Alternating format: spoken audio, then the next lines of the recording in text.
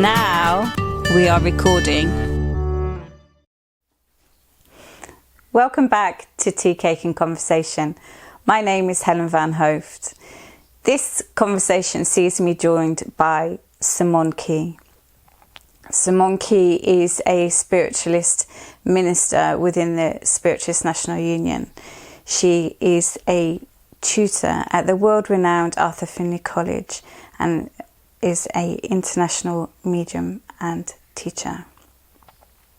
I was delighted when Simone joined me on the couch for a cuppa and a good conversation about her passions. And this power woman is just phenomenal. I asked her questions and she was off. So we didn't have time for cake, but we certainly enjoyed a conversation. So sit back, grab yourself a cuppa and enjoy. We have many, many guides that are drawn to us because of our light, because of our interest, and because we want to make this world of ours a better place. So they will come close to us as a collective consciousness. And I have always compared the role of guides to that of mainstream education. So you have a system whereby you start and you have a team that takes you through to the next step. And in mainstream education, it'd be to the next school. And then you have another set that takes you to the next step. And then another set till you get to further education. And I believe that's the same with the guides and helpers that work for us. That as they take us to the step where they want us to be at, they then move away and others come in. So for me, it's important for me to know that there are many minds that work with me, not just 1, 2, 3 or 4, but maybe hundreds of influences that draw to me and draw to you because of our need to understand and our need to enlighten others as well. Okay, so what do you feel on perhaps the individual that is perhaps relying on one guide in particular, that you know that their guide is, for want of a better example, say Jesus or things like that? What do you feel about that? Well, I feel it's not, the energy shows itself in that as a symbol. So if I look at, say, an image of Jesus, what Jesus' teaching was always about love thy neighbour. It was always about, be kind to one another, support each other. That was the message of Jesus. And when you look to other enlightened people, they always talk about enlightenment. They always talk about bringing the light to people in their understanding, moving their minds away from indoctrination and so on. So if you look at an image of Jesus, or you look at, I've even been told that Princess Diana is a guide, but if you look at what she stood for, what people believed she stood for, then that's the symbolism. And we need to be moving further than that symbolism. But I believe that the energy around a person is symbolised in that way because it makes them feel more comfortable. It makes them feel that they're being looked after. It makes them feel that there's something else, a mission for them, if you like. And I know that as we refine our mediumship, we rely on that less and less, and we rely more and more on higher minds to uplift, enlighten and inspire us. Because you can become quite trapped, can't you, by what you think that you know. So if you think that your spirit guide is I try and think desperately, of another example, say, Gandhi. I don't know, Gandhi, Sitting Bull, or whatever, that your construct of your own mind becomes trapped by what it is that you think you know. I think also there is that concept of patterning. Right. You know, we like to feel comfortable because we like to see a person, especially in the beginning of our development, because we prefer to see people than we do to just know energy. Yeah. Because we don't understand that, but we understand a face. Yeah. We understand what that represents. So that's often given to us as a means of helping us to relax, understand and accept. Keeping you safe in the process of it all. Absolutely. And not going off somewhere at a tangent and starting to become very scared. No. That's where I see it. No. Yeah. So in then your development, as we progress and we realise that we're able to put our mind to a collective consciousness, a real database, if you want, for a better word, of intelligence, that if we put the thought up there and we don't have the kind of safety barrier of who we think it is that is our guide, we can then get that answer back. Absolutely, but also it proves that we're progressive in our thinking. So we're not limiting ourselves to what we know. Right. But we're opening our minds to so much more. So in other words, if I want to feel safe, I want to feel secure, I want to feel comfortable, and I want to feel that I can take a back seat, then maybe I can look at an individual in the spirit world and feel that they belong to me, I belong to them, and there's nothing else. Mm-hmm. But I could feel very safe in that. Yeah. But as we move on in our understanding, we realise that there's so many minds out there that want to help in many, many different ways, and that no one individual has all the knowledge of the world, you know, at their fingertips. So that's when I feel that we start to move on and in our understanding and recognise that collective consciousness of a group of minds that want to help us in the moment because of our desire to be of help and support to other people. Because that's what they're there for, and that's what we as mediums should be doing for those that come to seek our service. Because, is that what you think? Yes, because we are their eyes, we are their feet, we're their hands, we're their mouths, we're their ears. That's what we are. They work with us, through us, to people in this world, in our world, and helping us to show people that they are mind, they are body, but they are also spirit, and that we have the power within us to change, to progress, to move on, and not to ignore the fact that every one of us has problems at certain times, but each one of us has the capability of reaching out to that power that can help us cope with life. That is what it's all about. But I'm not suggesting for a minute that we can reach out with our minds and go to those minds in the spirit world and get answers, because life is for living. And it's all about, unfortunately for us, it is about good and bad. It's about making mistakes. It's about understanding suffering. If we'd never suffered, how would we be able to help somebody else in their suffering? If we'd never known what pain was like, how could we understand what they're going through? If we'd never understood what it's like to be alone, how would we be able to help the lonely? And that's what it's all about. Every experience we go through should be one of help and support to somebody else through what we've been through. I know that when we work with the spirit world, in almost every message you give, especially when it's mums and dads and grannies and granddads, it's always, as a medium, you're the one that experiences the individuals, not the recipient. You have the experience, and it's through your life's achievements, experiences, that the spirit will tap in and use those experiences to help someone else. In other words, you can't see something in someone else that you don't know about yourself. It doesn't mean that you've got to have had first-hand experience, but it may be someone in your family. It may be a member of your friend, of your family, or a friend that's gone through things that you've helped them with and been there for them, and then you recognise that same issue in someone else. You know, that's how it works, and that's why I feel we become as individuals so limited. Because it's all about fighting for ourselves. If only we realised that the whole point of life is to be together and to be there for each other and not have a separation, regardless of colour, creed or dogma, you know, or race. It's all about, you know, being there for each other and helping each other understand life itself. And that's the big thing when we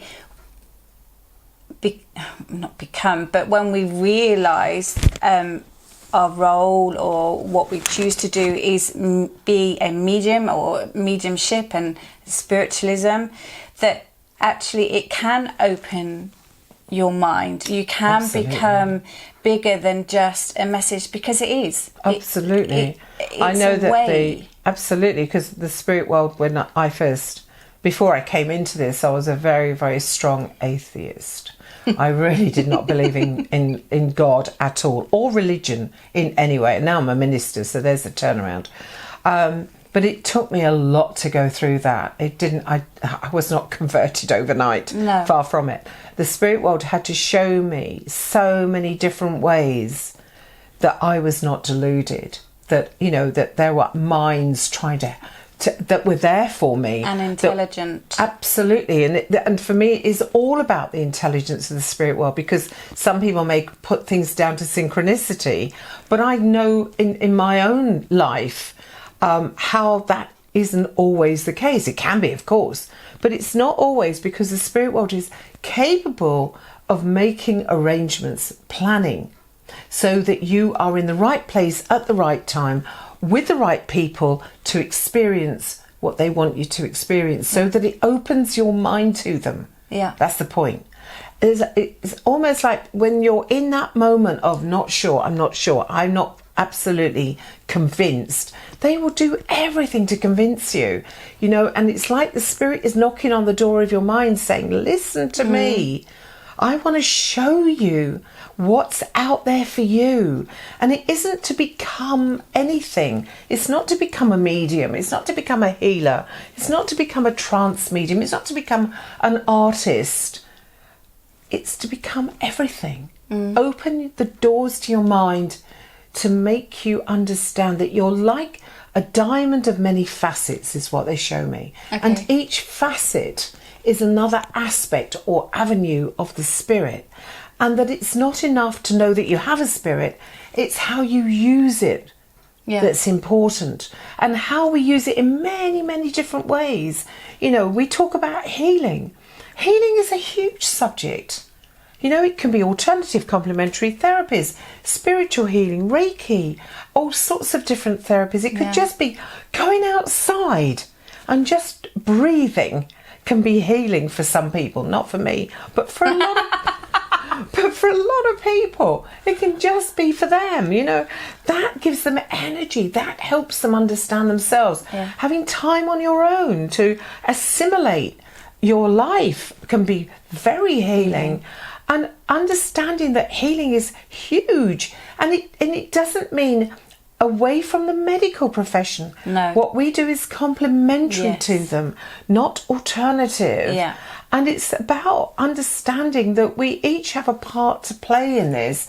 The way I think of you, the way I think Helen, I just don't know. I just think she might need a thought now and again. And to accept that our thoughts are living things, and that as I send those thoughts of positivity and healing to Helen, that they go to her and they help, because our thoughts are living things. They are not just a thought that's ours. No. They belong to us. And they help create the atmosphere in the room. They help create the harmony within a family. Yeah. We all know what that's like. Yeah. And they help to create, you know, a celebration of the fact that we can just sit in silence and be content. Yeah. It doesn't have to be a raving party, you know, but our thoughts are so important. I often come across people, you see, who say, you know, we come across disasters in the world, far too often, unfortunately. And some people say to me, what can I do? There's only me. What can I do? Mm-hmm. And I think if everybody thought that, nothing would be done. No. But remember that you're never too small. I know there was, I'm trying to think of her name, it's gone straight out of my head. It's Mariana it's gone. And she wrote the inauguration speech for Nelson Mandela. And the part of that was about, how dare you think small? Wow. How powerful we are, and how powerful our spirit is. Yeah. And that we have the right to be the people we were meant to be, and not to feel that you're not good enough, you're not worthy. But I'm paraphrasing very badly. But that's what she wrote. And that stayed with me, because it says there is so much to each individual. It isn't about, I'm special because I work as a medium. Far from it. We've all got our roles to play in life. Some people may be mediums, some people may be healers, some people just may be carers, some people might be teachers. Every walk of life means where we're helping people in some way, where we're there for people in some way, talks to me about healing, not in any defined way. And I feel sometimes we need to get away from this idea, because about 20, 30 years ago it was always said, I'm only a healer. Like it's a poor cousin. Absolutely. And to be a medium, you have got to be a healer. It doesn't mean you've got to put your hands on people or study anything, but it has to. Every part of your work must come from a healing foundation, so that everything you say has a healing effect. Everything you know has to help somebody somehow. Yeah. There is no room for negativity, not in my movement, not in my religion. There's no room for negative comments. There's no room for somebody to say, you cannot do this. There's nothing there with you. Because I don't see it doesn't mean it doesn't exist. So when that does, because I know that we've all seen and experienced people say that, where does that come from? Because I think it's a lot to do with somebody doesn't want somebody else to succeed. Yeah. It comes from this idea of maybe superiority, or ego, where they think that they know more than somebody else, and therefore you mustn't touch this. But I could say to somebody, I can see you as a demonstrator, a public demonstrator of mediumship, but their role in that may not be in theatres, but it might be that little backstreet church that needs a good demonstrator for those few people that go there.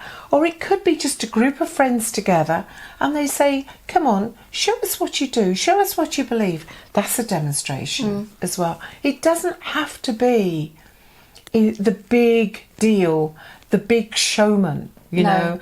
Most of us who work as mediums, actually, when we first started with the demonstration, that was the bit that we were scared of the most. The public, the way the public looks at us, the way the public can criticise us, and the way we just wanted to hide behind closed doors. Yeah. That's what it was about.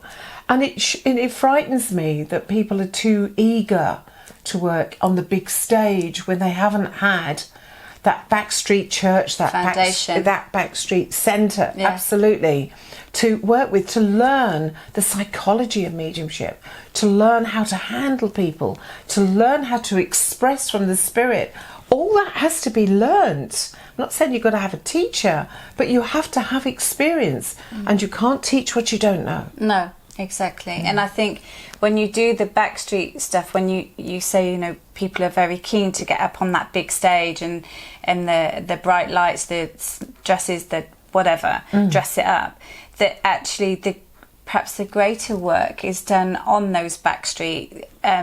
Definitely. Because rightly or wrongly, I've always seen it that I drop a tiny droplet somewhere, and even the greatest river in the world starts from a very small source, and then it filters into that ocean. So it's not my responsibility to know where that goes. Absolutely. It's my responsibility to make sure that I deliver it in the right way. Absolutely. And people don't really get the importance of the small group, because that's where you learn your trade, that's where you learn your craft, That's where you learn how to deal with it when it doesn't work the way you thought it was going to work.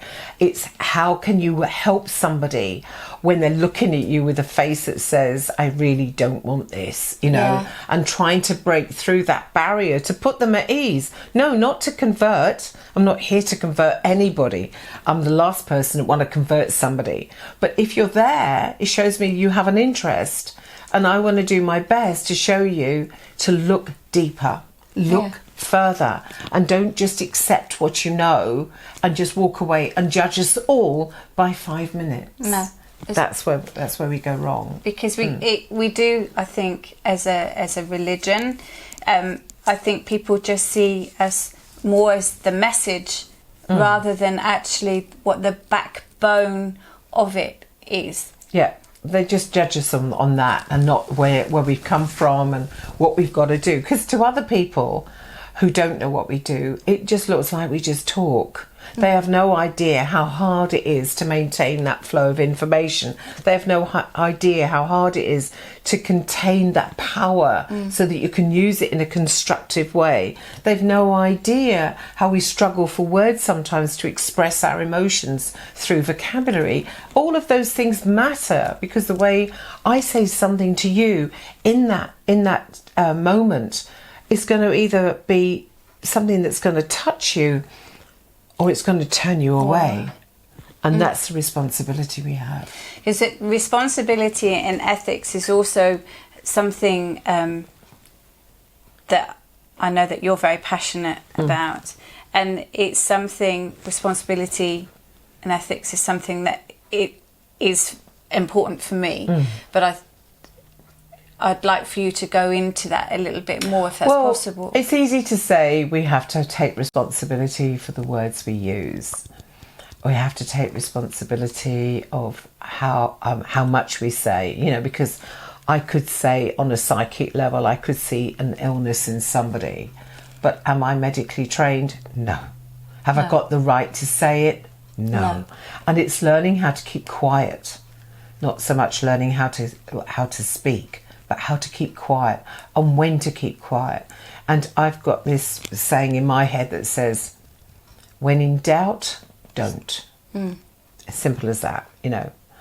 And for me, it's important because the responsibility, as you rightly say, is so uppermost in my mind. And it isn't just about your words. That is a lot to do with it.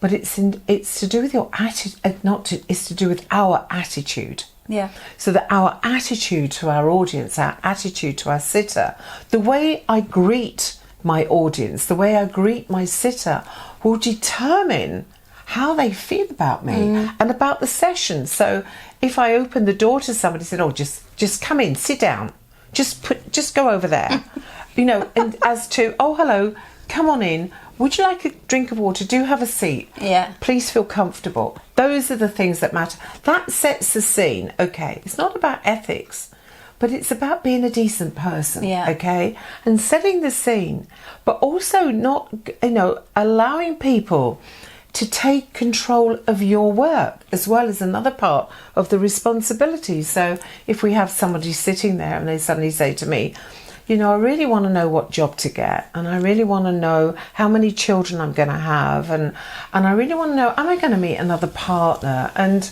should I sell this house and downsize, or should I buy a bigger house? All of those things are to do with the material world, and we are not a shortcut to life. No. And people use this that way because it makes people lazy. It stops people from, if I said, well, I think your job's going to come to you through word of mouth, then what happens is they stop looking. Look for it. They stop looking. Yep. They stop going to the job centre. They think it's just going to happen. And I may be wrong. More likely would be wrong with that. And then if it's something like, you know, how they're going to find more money. I actually had a woman come to me last year, and she came for a sitting in a country overseas, and she's just said to me, all I want to know is, where am I going to get more money? That's all. And How did you answer that? So I said, I'm so sorry, but I can't tell you that. And she said, well, you're pretty useless, aren't you? And I said, yeah. And I let her walk away. And she said to the person, hosting me, she's absolutely useless, isn't she? But do you know what? I don't mind, because I don't want a reputation for doing that. No, very true. Telling people that I've got a magic wand and I can make life hunky-dory for them. I could have told her all sorts of rubbish, but I couldn't have slept at night. That's the difference. That's the responsibility of mediumship. You have to be able to sleep at night with a clear conscience that you've done the very best you can. Sometimes people don't think your best is good enough because they want all the answers, because somewhere along the line they think you've got this hotline to God, but we haven't. All we've got is mind. Yeah. Yes, okay, that power of the spirit is finite mind to infinite mind, but it's still mind. And all we've got is their mind, my mind, and the mind of the sitter. And we can't do more than that. No. You know, but I'm not going to tell people necessarily what they want to hear. I would tell them what I feel is right with them, but I will also talk about the source as to where it came. But people, when they come and present that kind of attitude, they don't understand that, one, it's devaluing you and what you do and the intelligence behind what it is that you do, both your own and that, you know, the minds that you work with in spirit world, but also that it's devaluing their own life, their own ability to make their own decisions. Absolutely. And that's the problem we have, because people don't want to take control of their own destiny. They want other people to do it. You get so many people... And then blame them when it goes wrong. Yeah, because we get so many people today, because out there in this world of ours, we've got so many people that can do so many things. We've got so many counsellors, therapists and so on. I can go on endlessly about that. And I wouldn't dream for 1 second of saying to anybody, don't go. But when people go everywhere, one therapist after another, and they don't get the answers they're looking for, then they need to look within themselves. That's the point, because it's there. The information's there. Just got to find it. But it's taking responsibility for yourself. And the ethics behind this are such where, you know, I have known over the years 2 particular people who were mediums. They were trying to dupe people in sittings, making up they were in trance, and telling the individual having the sitting that they wanted more money in their bank account. And of course, in a court of law, that doesn't stand up. But I have to tell you that I am delighted that they got caught. Yeah. I want people to know that they can't prey on the vulnerable. No. And I want people to realise that they have to be responsible according not just to the law, but to people and themselves. And they can't get away with it. That's really where I come from. I really, really abhor cheats in every way.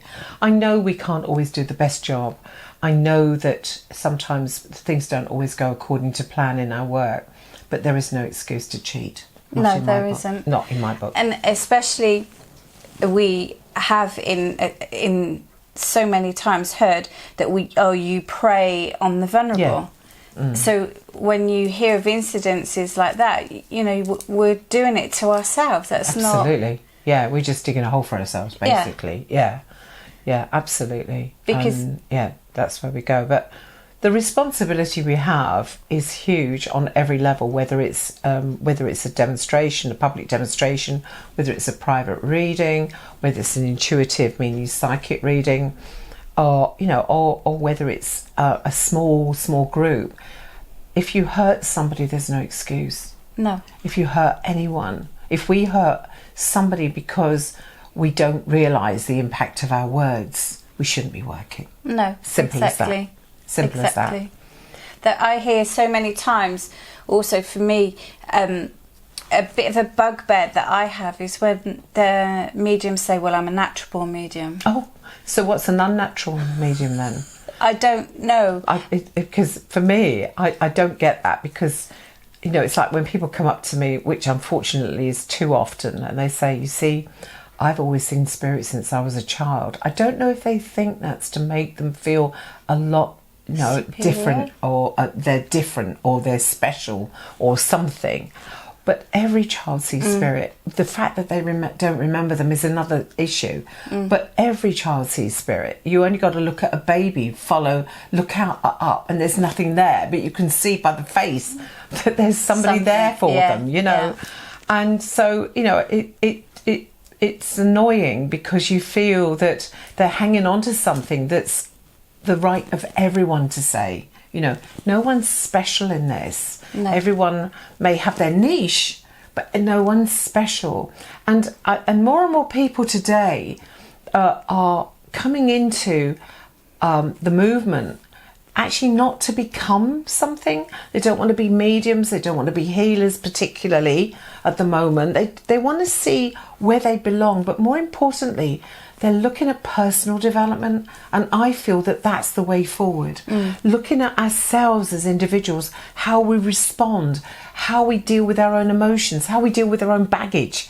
You know, all of those things, I know they're cliches, but they all matter. And only when you've done that can you be the medium you're born to be. Yeah. If that's what your way is, you know. But it's not. It's this feeling of. I have known so many people who feel that they wanted to do this because it made them different. It made them special. You understand where I'm coming from? I understand. You know, they wanted to shock in some way or surprise. In fact, I very recently attended a very close friend's funeral, and I was there, and the crematorium was absolutely packed with friends and family. And there was a woman there who said, I'd like to give a tribute to my friend, and I am a medium. And I thought, why did you have to say that? That's about them. Yeah. And she then went on about all about mediumship. And I thought, there's a time and a place. If I said, actually, I'm a publican, and I would talk about that, that wouldn't have been appropriate either. So why should it be? But it was to shock us. It was to surprise us. It was to say to us, look how special I am. What made it even worse was she then went on to the get-together afterwards. Thank God I wasn't there. And she gave her card, her business card, to everybody at the funeral. And I just find so that inappropriate. Absolutely. So, but there are people like that. So, but we've just got to remember we can only be responsible for ourselves, and that is our responsibility. It's also about how we deal with ourselves. It's not about telling other people what to do and how to behave. No. The spirit world I work with would never tell somebody else how to behave, because they know that that's our job here on this earth. That's what we learn, how to behave towards one another. Yeah. And what's the point of them telling us when we don't know it ourselves and we don't find out ourselves? And maybe find out the hard way. Maybe I shouldn't have done that. Maybe I shouldn't have said that. Maybe I shouldn't have thought that. Those are the ways we're going to change, not by somebody else telling us what to do, you know. I mean, some mediums, they feel that having that title gives them carte blanche to say or do whatever they feel like doing. And I can remember in the very early days for me in my development and, you know, getting stronger, I guess, I don't know if that's the right word, but more at one with it, I think, is a better, that you wanted to almost take on these people that say, oh, I'm a natural born medium, but they've never had any training, or and that's, you know, these people that they say these things without any responsibility or ethics, you know, and you want to take them on. But what I've realised as I go further is I'm, like you say, responsible for myself, and I can only lead by example. Absolutely. That's all we can do. Yeah. That's all we can do, as long as we don't go down their route. No. And the more we can show that that's not the right way to go, the more people will listen to us, you know. Yeah. But it's when people think that they're special, they're different, and they've had a privileged life, and, you know, and they've got this they belong. What worries me is when people believe that because they work with the spirit world and because the spirit world has become a very deep, integral part of their life, They believe that they belong to an elite club, and that bothers me because the club is life. The club is each one of us. Yeah. It's not just about belonging with them. No, there's no separation. No, that's what their message is. You know, you'll never hear the spirit world say to us, you know, don't live in your world, come and join us. Never. And I know that even from people, and so many people I work with who in the spirit world who've taken their own lives, I have never heard one of them ever regret where they are. Yes, I've heard lots and lots regret what they've done to people here. Yeah, absolutely. But not where they are. And that's what we've got to remember, that we're talking about a world of love, we're talking about a world of light, but we're talking about a real world where we, you know, that exists, where we can all be together in harmony and in truth. And I know that it's against natural spiritual law to communicate with our world unless it's for our world's betterment. And that's why I don't have to think about being discerning about those I talk to in the spirit world. I don't have to worry about, am I working with somebody who's not good? Am I working with somebody who was evil when they were on this earth? I know I don't have to think about that, because your own light acts almost as your own protection, you know. And when you're with people in our world, there's enough evil people there, you know. Worry more about that. Yeah, it's too true. And so, you know, being in that power will also help you to resonate with people as well. People who are on your wavelength. Yeah. People that you know, yeah, I know I could get on with them. I know they could make a good friend or whatever. But it's that power that does that. It's your power, your aura, your electromagnetic energy field that surrounds your body is your most discerning tool. Yeah. That's the one that's going to discern your likes and your dislikes from many different levels or angles, you know, maybe on an unconscious level or subconscious level, that you will feel this is not right, the atmosphere in this room is not right.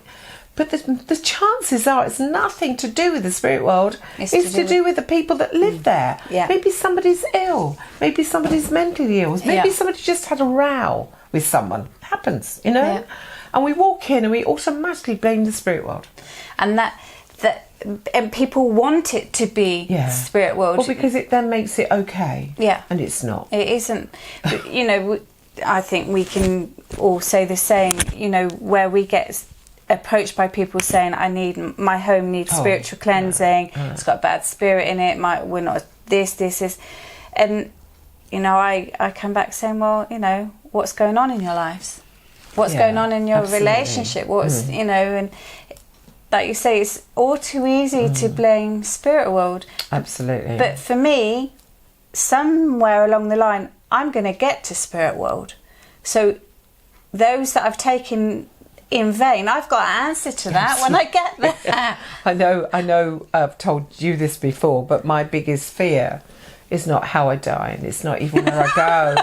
It's someone coming up to me and saying, I didn't say that. Yeah, exactly. You know, that's what will worry me, you know, because, you know, I had the best intentions, but maybe that wasn't good enough for them. I don't know, but we'll see when I get there.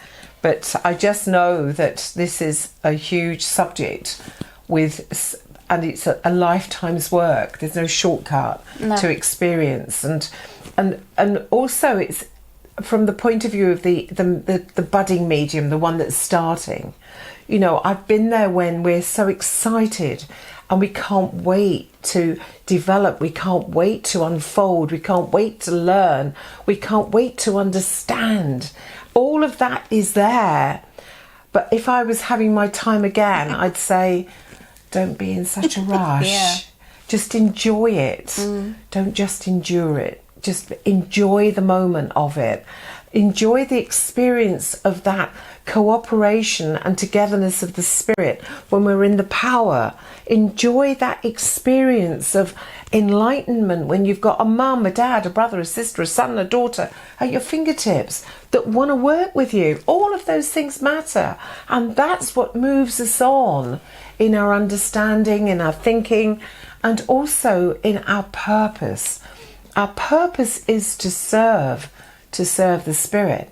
So many people don't get it. No. They don't realise that my allegiance is not to them, not to the audience, not to the congregation, but to the spirit world first.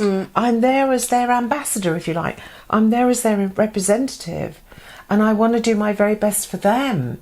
And when I don't do a good job, and there are times where you think, I don't think I did that very well, then I apologise to them, because they're you and me without a body. Yeah. So I will always apologise and say, I'm so sorry if I didn't place you. I'm so sorry I didn't get that quite right for you. But please come back another time and we'll have another go, hopefully at another occasion. But always treat them with respect. Treat them with courtesy, as you would want to be treated. Yeah, That's exactly. all it is. And I mean, we all have it, don't we? When sometimes you can't place in a demonstration for whatever reason. And I always say I would never ignore somebody sat here, so I'm not going to ignore them. No. And that's treating them as people. Some people think that when we go to the spirit world, we become something else. No, I don't necessarily mean angels, although that's something That's other, a different something, topic. yeah, or aliens or something else. But we're human beings. I always remember listening to somebody in a so-called trance demonstration saying the words, "You human beings," and I thought, well, what the hell are you then? You know, if you're not a human being, you know. Yeah. That didn't make sense, because we're all human beings, whether we've got bodies or we haven't. If we look at our makeup again, our composition, we're mind, we're body and spirit. So therefore we've lost our body, but we've still got our mind and we've still got our spirit. So we're still human. And it's all about the human touch. It's all about being there from the spirit world's point of view to help us, to help others. And, you know, I believe we provide a service for the community. I believe that, you know, every community has its midwives, its health visitors, its nurses, has its social services side, and we're offering something else that is complementary. You know, because you look at the number of people who have suffered bereavement severely, who all they want to be is with their loved one. They've got no life left. And it's not up to us to wave this magic wand and say, you know, you're going to be hunky-dory in 2 weeks' time. Who knows? It could be 22 years' time. Exactly. But at the end of the day, it's up to us as mediums to ensure that that person knows that their loved one is alive and well, no longer suffering, and that they know about this loved ones who's still living on earth, know about their lives, and can just talk about those small things that matter. No, not, you know, about, you know, godliness and taking it all into a religious... No, it doesn't do anybody any favours right then, does it? Not at that moment. No. They need to have basic, down-to-earth facts that say, OK, I've got to listen now. And no, again, there is no magic wand. You can't take away all those years of bereavement. But what you can do often in a reading or in a message is remove guilt. Yeah. The number of people I know over the years who I've given readings to or spiritual guidance, where they tell me that they're really upset because maybe somebody very close to them passed to the spirit world, but they didn't get there on time. And they passed alone. And the person here has to think for the rest of their life that they're in this awful cloud. If only I'd been there, I could have said goodbye. If only I'd reached them, they wouldn't have been on their own. And I'm the one that has to say, do you know what? They chose to go because you weren't there. Yeah. They chose to go because your being there would have kept them here. Yeah. And they chose the moment to go because it gave them the power to leave this earth in a good way, in peace, without worrying about how are you going to cope. And that is so freeing. And that's one of the power. I mean, obviously, that comes with a lot more evidence. Please don't misunderstand me. But the basic truth of that is that they have left this earth, but they haven't left you. Yeah. And that all we need to explain to those people is that they haven't lost anybody, but they have lost the physical body, and they've lost the sound of the voice. They've lost the physical presence, but they haven't lost them. That the love that exists between them goes on for eternity. That you can't destroy, that you can't break. And even if you've fallen out of love with somebody, you can soon fall back in love with somebody, because that love that's there can be rebuilt and can be stronger than ever. And those minds that come to us from the spirit world want to help us to create a world where we can understand each other, where we can know each other, whether we've got a body or not. That's what it's about for me. And it's about us recognising that the truth is that we cannot die for the life of us. I love that expression. Okay. But also what you've just said there is that takes it right back to what we were discussing earlier in the healing. Oh, absolutely. It's a form of healing. Yeah. And one of my favourite forms of healing is when this often happens to me when I do a demonstration of mediumship and it's public and there's a family there, and then I describe somebody who was not nice when they were here, really awful, and I would say, you know, I've got this man, this woman, and this is what they were like. I'll talk about the relationship, maybe a dad or a mum or an aunt or an uncle, whatever, doesn't matter. And I'll talk about them, and the family goes, yeah, it was like that. They were like that. Yeah, they were awful. And then they all accept that I have the person they know.